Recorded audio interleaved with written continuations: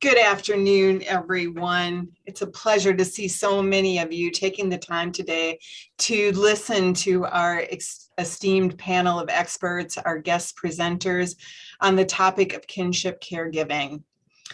It's a very timely issue given what is happening in relation to substance use in our communities, the COVID epidemic, and also the great needs of our young people in today's challenging world. So welcome to you all. Before we begin, I would like to share just a few housekeeping issues. First, I would encourage you to switch to speaker mode during presentations. You can do this by going up to the upper right-hand corner of your video screen and selecting the speaker mode. This will help you stay focused on slides when they are there or on the speaker when they are presenting. I would also ask that during the presentations, if you could keep your videos off and your sound muted. Keeping your videos off will not only cut down on distraction, but it will also help make sure that bandwidth is sufficient for our presenters to get their message out. So with that, it will just make things perhaps go a little bit smoother than they might otherwise. And finally, I would ask that you would hold your questions and your comments until after each of the panels. Our first two guest speakers will not have a Q&A session, but our two panels will. If you need a prompt, feel free to put them in the chat if that's more comfortable for you. Otherwise, we will open the floor for discussion. So with that, I would like to welcome you today to the RCORP-ETC, that is Rural Communities Opioid Response Program for the East Tennessee Consortium. I have the great pleasure of co-directing this important project with Jennifer Torville from the College of Nursing here at the University of Tennessee.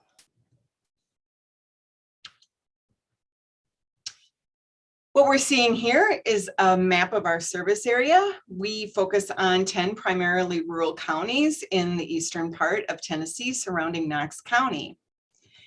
With that, we started in 2018 with the planning grant that we received from HRSA, and since then we have grown into an organization that has nearly 40 membership organizations and well over 150 listserv members. We hope to eradicate opioid use disorder. We do this through prevention, treatment, and the supportive recovery services, because we understand and appreciate that it's only together that we'll be able to promote the safety of our communities and the physical and emotional well-being and economic security of those who we care for around us. We have quarterly meetings via Zoom, and this is one of them. So our next meeting is going to be on April 22nd.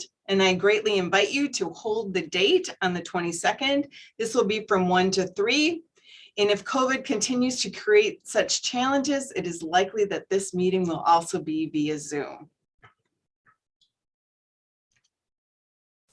If you want more information about RCORP-ETC or about the two projects that we are currently facilitating through the consortium, that would be Project Hope and also Now.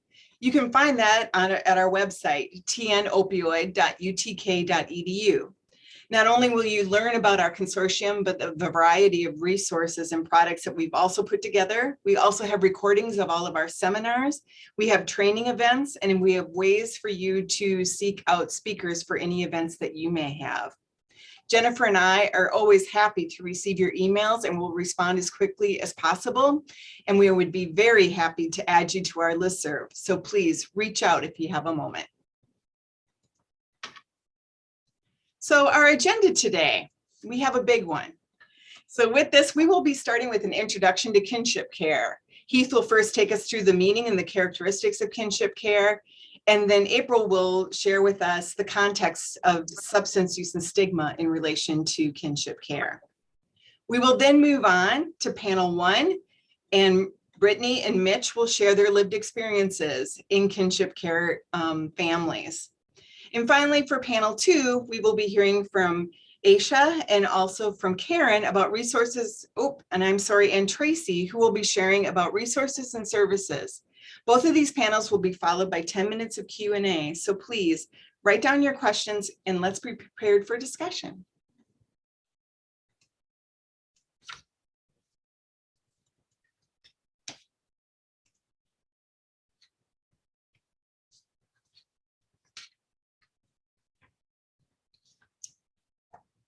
So our first presenter today is Heath Cook. Heath, get your slides up, please. Heath has a bachelor's degree in clinical laboratory science from Lincoln Memorial University. He is now an MPH candidate at the University of Tennessee, concentrating on epidemiology. He has been a research assistant on Project Hope, which is associated with RCORP-ETC for the past 2 years. Please help me welcome Heath Cook.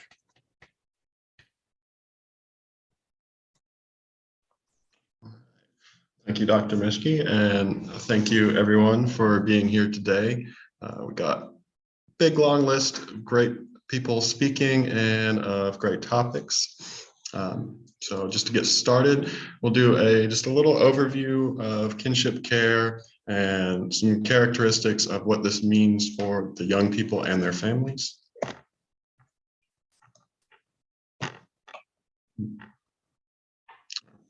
So just to begin, just quickly wanted to express some gratitude for the HRSA grant that has made this presentation and so much other good work possible. This is just something I think that we could all be a little grateful for.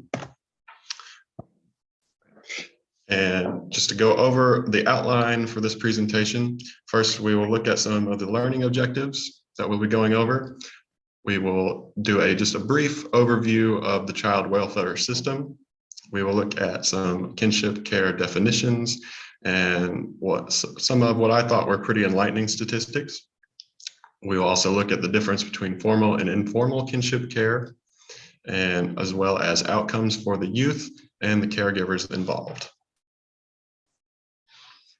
So after this presentation, some of the objectives that hopefully we'll walk away with are an increased understanding of kinship care, the ability to identify the differences between formal and informal kinship care. We will examine some of the challenges associated with kinship care and also introduce outcomes associated. All right. So to begin, just a brief little overview of the child welfare system.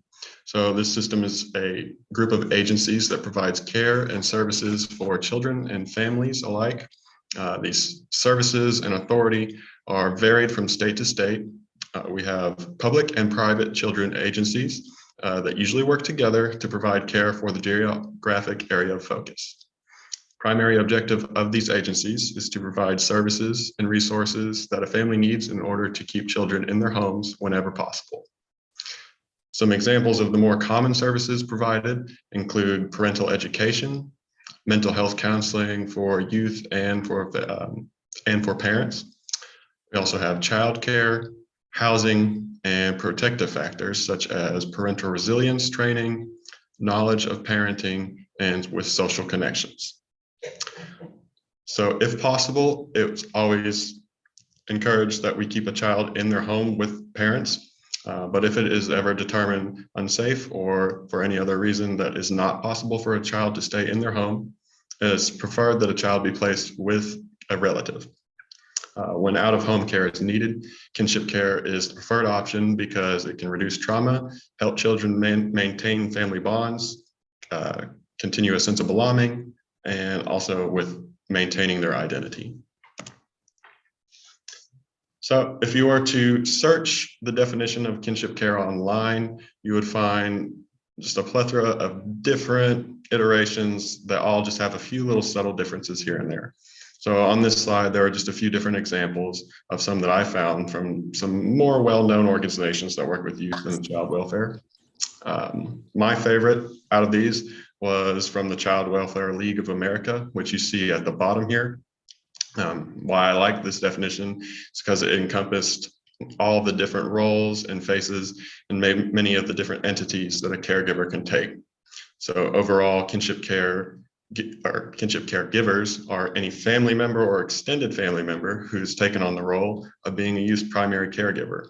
So while this most often includes grandparents, it can also be someone like a sibling, an aunt, or in some cases, even just a close friend or extended family member. And next, we'll get to look at just a couple of demographics and statistics that I thought were pretty enlightening. So the data you see here in this table was collected by Current Population Survey Annual Social and Economic Supplement. This shows the annual average number of youth living under kinship care per 3-year period, and it was compiled and produced by NEEKC Foundation's Kid Count Data Center. So the averages that you see here are youth living in all types of kinship arrangements. So in the span between 2019 and 2021, you see that there's about 2.6 million youth living in kinship care on average. Tennessee was home to approximately about 73,000 of these in the kinship care. To put that into a little bit more in perspective, the average rank would be 37th in the nation, with 1 being the fewest and 51 being the most. Some other quick facts. Overall, about 9% of African American children less than 18 years old were living in a grandparent-led household. That data came from 2005. Contrastingly, about 6% of Hispanic children and 4% of non-Hispanic white children were also living in a grandparent-led household. Next, kinship caregivers face disproportionate challenges with a variety of socioeconomic factors. So, for example, higher rates are seen among kinship caregivers in areas such as living below the poverty line, experiencing higher rates of food insecurity, and increased rates of unemployment. Next, although data is limited, research shows that parental substance abuse is one of the most common reasons behind grandparents raising grandchildren who would otherwise be in foster care. Child welfare experts attribute the national opioid epidemic as a major contributor to this increase. So next, we are going to take just a little bit more of a dive into the different types of kinship arrangements, of which we have formal and informal. So in formal kinship care, guardianship is granted to the care person with involvement from the child welfare system. In formal kinship care, the state has legal custody of the child and formally places the child with a relative caregiver who must meet requirements of a foster parent depending on that state's specific requirements. Legal decisions and responsibility of the child is split between the caregiver, and the caregiver is acting with similar rights as a foster parent. In formal kinship caregivers do not always have legal custody of the child and cannot make certain decisions or do not have authority to do other things such as enrolling the child in schools or giving medical or legal consent. Parents may often maintain legal custody unless the court has taken it away and given it to the state welfare agency or to the kinship caregiver themselves. So in 2019, we have data that approximately just over 133,000 children were living in a household with formal kinship care nationally, which accounted for about 32% of all formal guardianship cases, whether that be other formal arrangements such as non-relative out-of-home, foster placements, or group homes or institutionalized homes. Of these kinship placements, nearly 87,000 cases were in these formal arrangements due to circumstances regarding substance use of the biological parent. In total, that amounts to about 41% of all placements, making it one of the leading causes for kinship placement. One thing to note there was that the system or the data collection that they get this from it's not mutually exclusive. Like more than one factor can be the circumstance there. So that's just important to note that substance misuse is a leading cause, but that's not a mutually exclusive statistic. So for informal kinship care, a private arrangement has been made between parents and the kinship care person or persons that does not involve a child welfare agency or a juvenile court. While it's believed that the number of arrangements is greater than, or for informal kinship care is greater than with formal, it's difficult to accurately estimate the number of youth living in these arrangements due to the possibility of underreporting. To enlighten that a little bit, in 2019, NEEKC Foundation released a report outlining what they felt was a need for a more systematic approach to collecting data for informal kinship placements. This foundation advocates for improved guidelines and the collection of accurate, consistent child level information in order to correctly know the number of children living in informal kinship arrangements. By having a more accurate and complete number, we would be able to better evaluate the impact of this placement style and how it affects the youth and caregivers alike. So a major reason cited for choosing informal arrangement is the fact that this arrangement, the biological parent maintains legal custody, and they may attempt to take physical custody back from kinship group at any time because there has been no state or legal involvement. So that can also lead to several challenges that may arise because of the legal nature or the lack thereof created in this arrangement. This form of kinship care can lead to difficulty for both caregiver and youth in certain areas, such as the ability to enroll the child in school, obtain health insurance for the youth if they are not one of their dependents legally, also with authorizing medical care or obtaining benefits and services that are only available to legal guardians. So a 2014 study comparing formal kinship and informal and non-kinship foster care found that children under informal kinship care were significantly less likely to utilize school-based services. That study also found that while not statistically significant compared to other foster care styles, around 5.8, just under 6% of these informal kinship care do not receive any form of health insurance. Additionally, that study also concluded that about 33% of informal kinship arrangements do not consistently receive financial or social support at all from the child welfare system. So there's a litany of reasons that informal kinship guardians may not access these social services as much as guardians from a formal arrangement. A different study from 2014 identified the confusing and cumbersome nature of assessing eligibility, obtaining necessary legal documentation, and applying for these social benefits were some of the largest barriers. And also just a general lack of awareness was often cited as a big barrier to that. You have 1 minute remaining. Okay. So while there is many challenges faced by the youth and caregivers of these informal arrangements, an increased focus on placing children with relatives has led to greater recognition that greater support is needed for these kinship caregivers. We have new acts like the Family First Prevention Services Act making evolution and making strides on making access to these services more accessible. We have certain states that allow decision-making waivers also to care for that. And then for Tennessee, we have a specific Tennessee Relative Caregiver Program. So some of our outcomes for youth. With staying in the family, we have increased cultural consistency, which can help to eliminate and reduce some trauma associated with being taken away from your home. We also see increased rates of permanency from these children getting placed in permanent homes. We have increased mental health outcomes, such as lower rates of post-traumatic stress disorder, lower rates of attention deficit disorders. And we also see decreased behavioral problems and increased social skills. Outcomes for our caregivers. Oftentimes, they see decreased rates of mental health, whether that be due to isolation from peers, oftentimes just the trauma of whatever reason led to the child needing to be cared for by them. There's many reasons to go with that.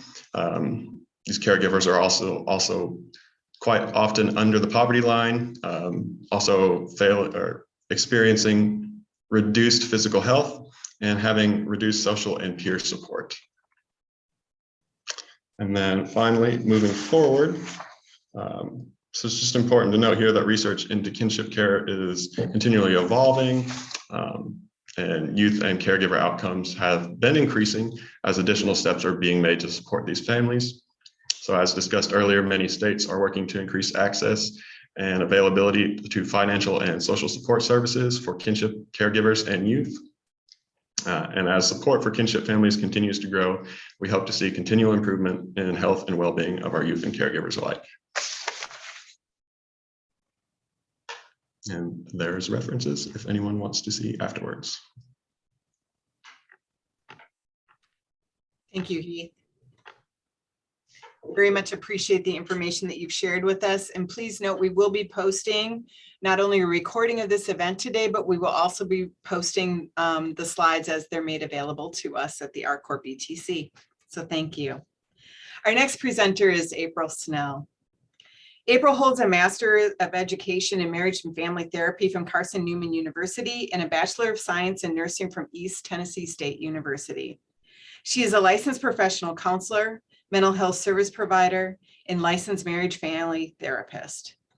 For more than 20 years, she has assisted children and adults in achieving the therapeutic goals and has received numerous professional recognitions. April is also a registered nurse, and she is now pursuing a Doctor of Nursing practice degree at the University of Tennessee in the Psychiatric Mental Health Nurse Practitioner concentration, and she will graduate in May. Please welcome April Snell. Hello, everyone.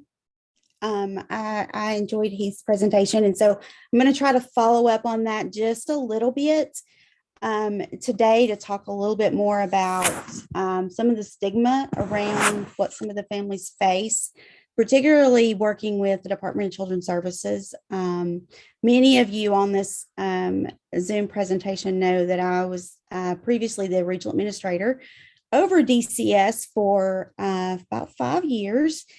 And through that, we saw a lot of families come through our programs that the opioid epidemic just truly affected. These individuals, there was multi-generations involved in this. It was, not only parents, there were grandparents, there were great-grandparents, aunts, uncles. Everybody was affected typically in these families. And it made it very difficult for us to find a lot of kinship placements a lot of times, mainly because some of the policies and the laws are set in place for kinship care, for foster care, for children in general. So, a lot of that I watched happen. I watched a lot of families just get completely divided and separated out. We watched a lot of adoptions take place. At one point, I think maybe in 2013 or 2012, Knox County, Tennessee was one of the top 3 in the entire nation for adoptions. And it was mainly because of the opioid epidemic. And not a lot of people know that about Knox County. We have a lot of caseworkers that were working really hard to maintain family relationships and keep children with their families, but it was very difficult given the situation that they were in. Which, some of this prompted my decision to, in 2017, I said, you know what, I feel like we're not really getting anywhere. Not that I can one person make a huge difference, but I'm going to try.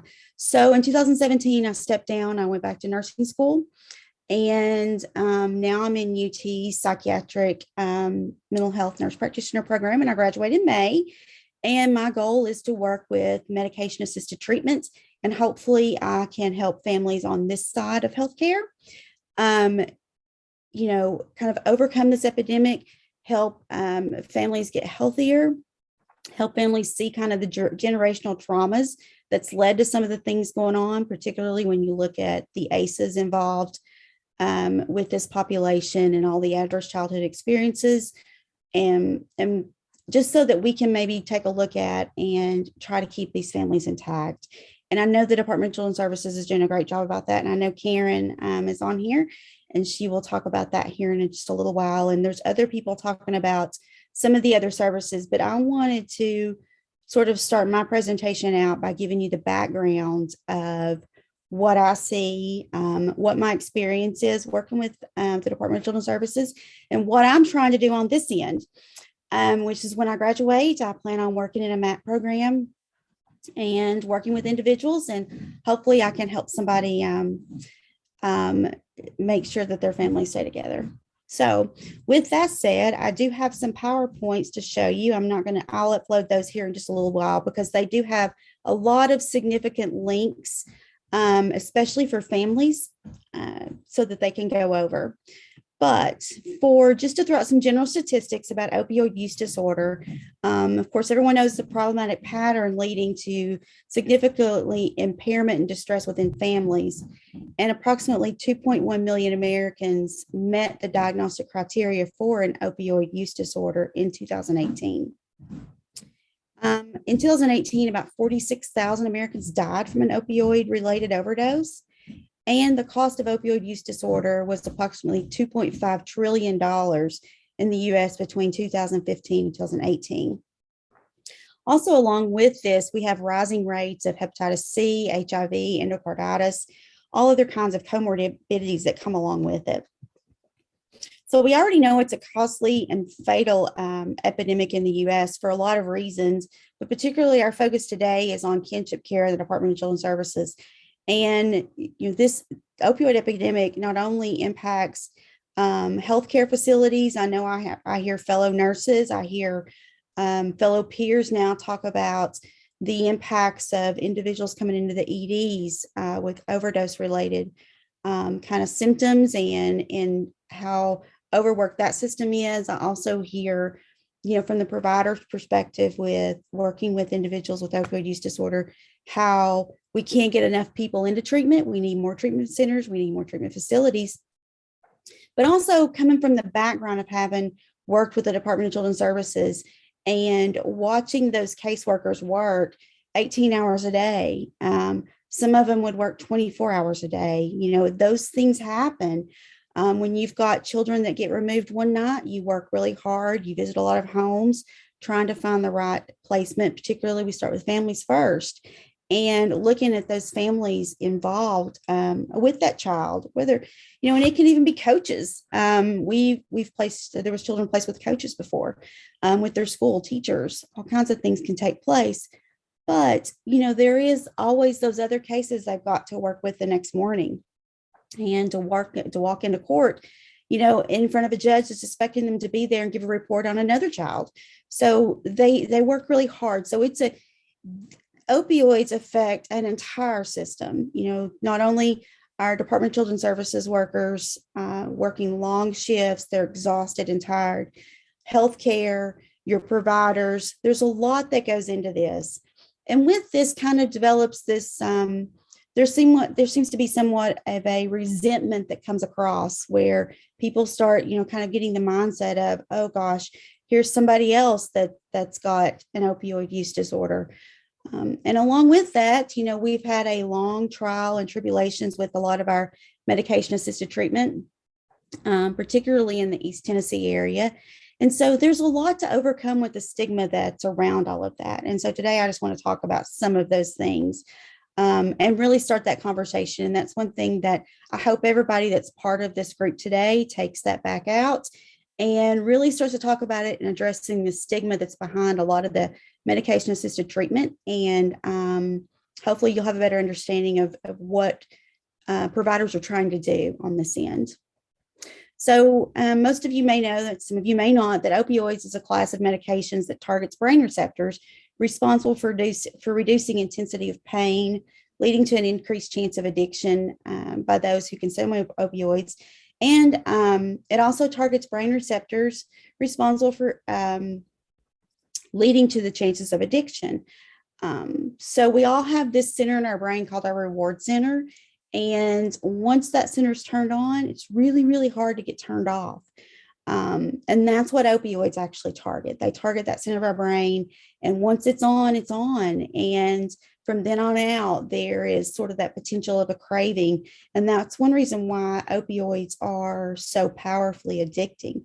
And, most recently we've had the TV show on Hulu that's called Dope Sick. And I don't know if anyone has watched it yet, but if you haven't, I would encourage you to. It talks about some of the history of opioids and how those were sort of developed and how they were targeted toward the Appalachian region for a lot of various reasons. But that's something I would encourage you to take a look at.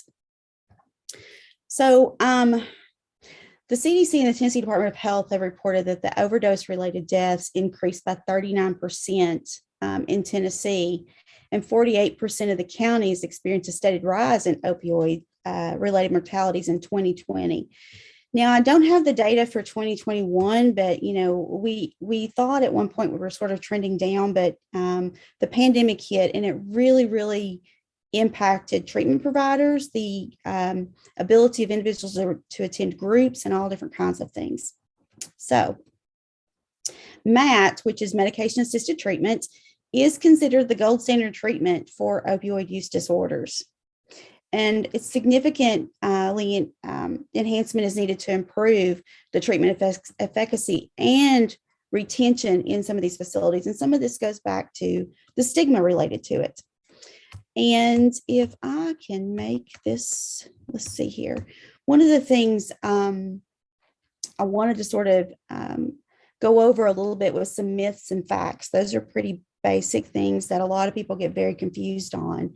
And I'm assuming a lot of you out there, I wish I had Kahoot so we could do a kind of a poll on here. But when you think about treatment options, a lot of people, when you hear medication-assisted treatment, which involve, typically your methadone, your Suboxone, Vivitrol, things like that, people often think, oh, well, you're substituting one addiction for another. So think to yourself for a second, how many people out there have sort of had that mindset? And hopefully I can change that right now. But the fact is, it's not substituting one medication for the other. The fact behind it is when used as prescribed, addiction medications stabilize the brain chemistry, reduce the cravings, and thereby prevents some of the illicit use of opioids without causing the high. The misconception is that buprenorphine and methadone substitute one addiction for another. It's scientifically inaccurate and undermines effective treatment options for opioid use disorder. The myth is thought to be true because buprenorphine and methadone are opioids. However, while heroin, oxycodone, and other substances that often lead to OUD are often short-acting, they create euphoria. Buprenorphine and methadone are long-acting medications, up to 24 hours at a time, depending on folks' brain chemistries and how they metabolize medicines. These medications are designed to treat symptoms of addiction, such as cravings and withdrawal, without leading to the compulsive illicit opioid use and euphoria. So hopefully that helps a little bit with that fact. Another myth that I'd like to talk about real quick is addiction medications are often a crutch that prevent true recovery. And let's talk about that for a second. And there's even providers that work in treatment facilities that believe that only true recovery happens when you are completely free of any medication. But let's talk about the facts behind that. The fact is, it is well accepted that treatment with medications used for opioid use disorder is the central component of successful long-term recovery for many people with opioid use disorder. And just remember, recovery is a process of change through which individuals improve their health and wellness. They live self-directed lives and they strive to reach their full potential. By stabilizing the brain chemistry, relieving withdrawal, and stemming from cravings, medication-assisted treatment also provides space to work on other aspects of recovery. Importantly, it is beneficial on its own. Evidence shows that treatment with just methadone and buprenorphine is beneficial. However, counseling and supportive services add to that and help lead to recovery. So it sort of takes a group of things. It takes both the medications and it also takes counseling. And one important statement I want to go back to and point out in here is the part that I mentioned about provide space to work on other aspects of recovery. So what that means is we need to get back to what got that person sort of addicted in the first place. And kind of along that line is not everybody, there's nobody starts out wanting to be addicted to anything, period. It happens. There's a lot of different reasons why people become addicted to opioids, and some of it's related to previous surgeries. Some of it is related to just the progression of seeking behaviors. When you're addicted to one substance, you sort of trade that out and experience with other things. But the one thing to think about is when people are involved with some of these addictive substances, the thing to think about is what got them there in the first place and what MAT allows individuals to do. And one caveat of MAT treatment is they are required to have counseling. That's required on site for these programs. So one of the things they have to do is they actually have to participate in counseling and address some of the reasons why they're there. Because if you simply treat somebody with the medication and don't address the underlying factors as to what got them in the situation that they're in, such as their adverse childhood experiences, previous traumas, things like that, you're not truly Have 1 minute remaining. Thank you. You're not truly healing that person inside. And so I'm going to skip on through here real quick since I've got 1 minute remaining. But one of the things I wanted to talk about for those kinship care providers out there, and I'm going to post some resources here in the chat in just a bit, but there's one important resource online I wanted to make sure that you had the link to, and it's called the Legal Action Center. And it has a MAT advocacy toolkit that can help you fight for your rights to medication for treatment, specifically if you're being denied that from somewhere, or how to talk to somebody about it. And this toolkit actually covers methadone, Suboxone, Vivitrol, all kinds of stuff. It has a lot of studies that it reports in there on ways that using MAT reduces illicit drug use, crime, and communicable diseases.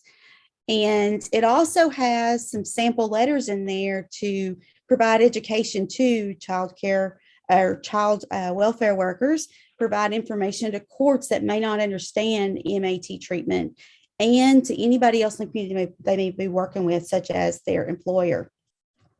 There's also letters in there for child welfare workers that they can use as sample letters to actually request information from an MAT provider to find out how someone's doing in treatment and to follow up with, because I know that that's really important for our judges to know a lot of times. But that is a very good resource, and it is at it's lac.org is where that's at, but I'll again post those here just shortly. And also too, I wanted to point out another site to look at is childwelfare.gov. They have their most recent Children's Bureau guide. It's a 2021-22 guide, resource prevention guide. And this year's focus is a lot more heightened on protective factors. They've talked about protective factors in the past, but this year is a lot more heightened on it. And they go over programs that are being very successful working with kinship and child welfare agencies across the country, in particular how it works with MAT, opioid use disorder, and some of the other substances that folks are using across the country. But that guide is free, and it's at childwelfare.gov, and I will post the direct link to that here shortly too, so that you have it. But again, it also has resources to other resources that you can find in the community to help and get anything you need. And again, tn.gov has kinship care resources on it too, that I know some of the other folks on here will talk about soon. Thank you. Thank you so very much, April, for sharing your insight and knowledge about OUD, its treatment, and its effect on families. Your resources are going to be very welcome. So thank you for posting those in the chat. We're now moving on to panel 1. We've got the foundation laid, and now it's time to hear lived experiences. Our first panel was asked to address 3 questions as guiding principles. What is your experience in a kinship family? How do you wish the support of youth and family had been different? And finally, what strategy or advice would you share with professionals who work with kinship care youth and families? So with that, our first presenter is Brittany Rosette Jones. Brittany was born in Hartford, Connecticut, and raised in Hepzibah, Georgia by her maternal grandparents since she was 2. She has a BA in Mass Communications and a minor in Africana Studies from Savannah State University. Brittany is now an MPH candidate at the University of Tennessee, concentrating on community health education, and she's been working the past year with RCORP-ETC. After her May MPH graduation, Brittany intends to work on advancing equity in Black maternal and child health. Without further ado, Brittany Rosette Jones.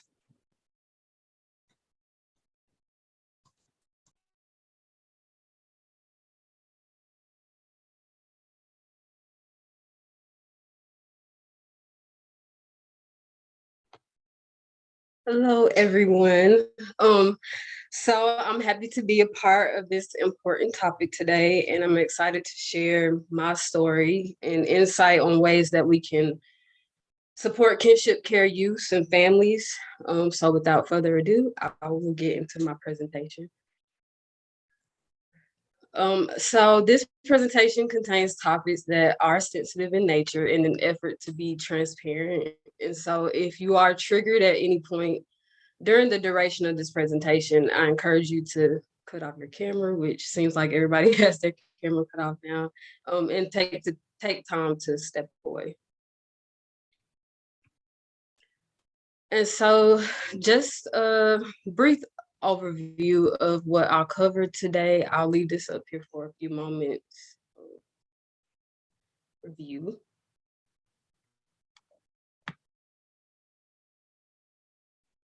All right, so first things first, my adoption story, and I like to call it small but mighty.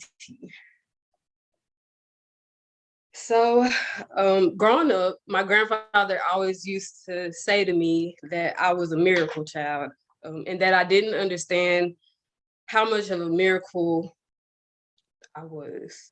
So I was born in December 1993 in Hartford, Connecticut. And when I was born, I weighed 1 pound and 7 ounces. And so my biological parents, my mom, her name is Janet Van Wright Rosette, and my father, his name is Alton Jones. And so they both struggled with substance abuse, which led to myself and my younger brother being adopted by my maternal grandfather, Louis Van Wright, and my step grandmother, whose name is Dorothy Van Wright. And so I would stay in the hospital for a number of months and then placed in foster care with a predominantly white family. And at 2 years old, I was adopted by my grandfather, Louis, who is known to our family as Poppy, and his wife, Dorothy. And so upon that, my brother and I then relocated to Hepzibah, Georgia, where we were raised in a blended family.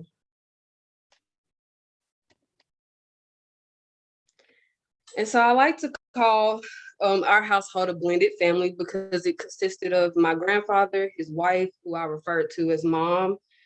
I had a sister who we weren't blood related, but she was raised in the same household as me, and my brother. And so growing up, my grandparents owned a personal care home. And so the day-to-day household operations were ran by my grandmother. My grandfather lived full-time at the personal care home.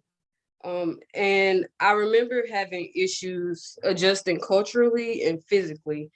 And my mom would tell me stories growing up about how when they first brought me to Georgia, I would stand by the door and say that I wanted to go home. And so while I have a lot of good moments as a child, like getting dressed for Easter Sunday, summer trips to Atlanta to visit family, learning how to cook with my grandpa, family dinners and road trips to Florida, I lived in this, my early years were highly influenced by the abuse that I was experiencing at the hands of my grandmother, who I knew to be my mom. And as an adult, I've come to understand that the abuse was directly connected to her relationship with my biological mom. They had what I would consider not the best relationship, a little tumultuous. And so my brother never endured any of the physical, emotional, or mental abuse that I did. And while I was thankful for that, I quickly really realized that being silent and obedient were in my best interest. And so I internalized a lot of things. And so some of those things were struggling with identity, difficulties understanding the reason for being adopted, abandonment issues, feelings of worthlessness and not being good enough, being somewhat of the black sheep of the family, and being uncertain. And so there was a clear distinction in the way that I was disciplined and treated in comparison to the other children in the house. And so I was left feeling like an outcast and still vying to be nurtured. And because my grandfather wasn't living with us full time, it wasn't until I was in my early adult age that he began to learn about the abuse that I was enduring. And so, though I was dealing with those troubles at home, school was a place where I could shine. I know firsthand the impact that my teachers and other school professionals played in my life. I love school, because I could learn, but also because I could be empowered and nurtured, as well as form relationships outside of my immediate family. And so at some point, the abuse occurred less regularly because my grandmother her health was beginning to fail.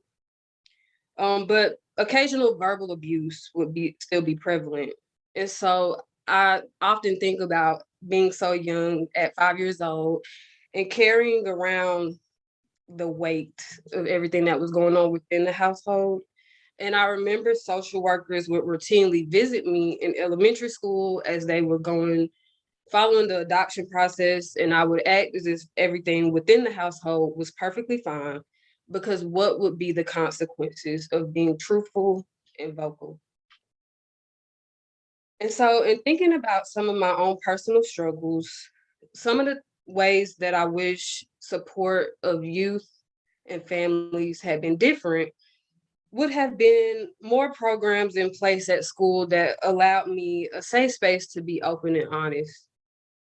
I have always been an advocate for therapy, so possibly mandated an individual therapy for caretakers and youth. Another thing would be connecting kinship, youth, and families with other families so that adults, the parents feel supported as well as the children. For a long time, I thought I was the only adopted child in the world when I was young. It wasn't until I was in my preteens that I met a brother and sister duo who had also been adopted. And for me, that was a wow moment. For once, I had someone that understood a lot of the emotions I had been carrying around. And I wish there would have been more of a push to connect me with my biological parents, or perhaps allow me to have autonomy to make that decision for myself. I grew up knowing that I was adopted, but I was never given an explanation. And clearly there was a decision made early on that there would be no interference from my biological parents. And for me, it's very odd that I was raised by my maternal grandfather, but I know little to nothing about my biological mother or father. And so I got the chance to meet my mom when I was 15, and I met my dad in recent years, which was in 2017.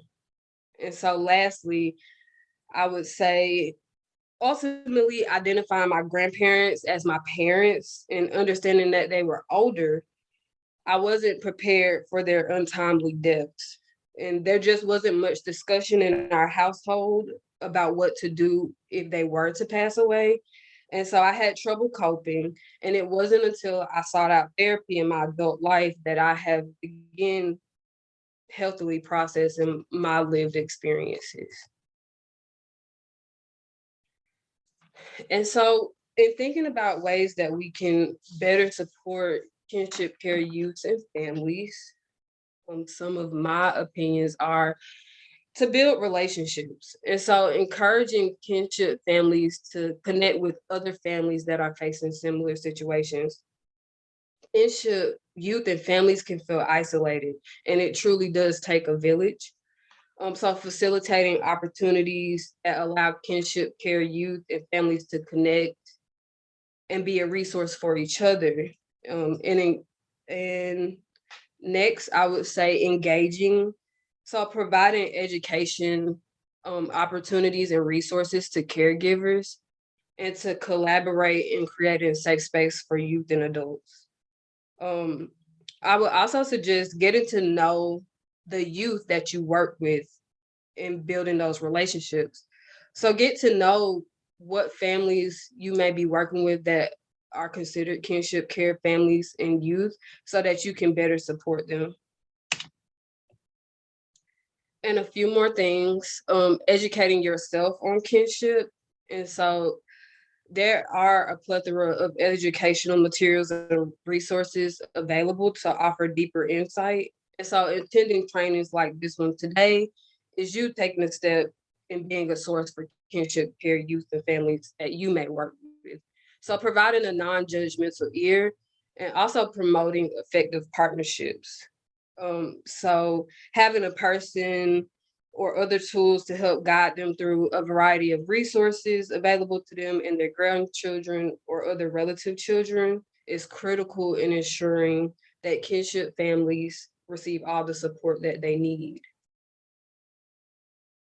And so I also, because I spoke about child abuse, I wanted to provide this as a resource as well. And lastly, I just want to thank everyone for listening to my story. And I still, even through the difficulties and challenges growing up, I still dedicate this presentation to my grandparents and my biological mother.